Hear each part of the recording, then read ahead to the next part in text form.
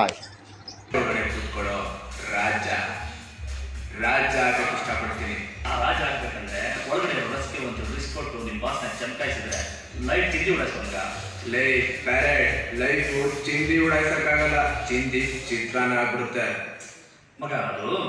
ಅದು ಬಿಡ. ನಿನ್ಗೊಂದು ವಿಷಯ ಕೇಳ್ತೀನಿ, ಹೇಳ್ತೀಯಾ? ಕೇಳ ಮಗ. ನಿನ್ನ ಹತ್ರ ಕಾಸ್ಟ್ಲಿ ಐಟಮ್ ಇದ್ರೆ ಎಲ್ಲಿ ಇರ್ತೀಯ? ಲಾಕರಲ್ಲಿ ಇರ್ತೀನಿ. ಯಾಕೆ ಮಗ? ಒಂದು ನಿಮಿಷ.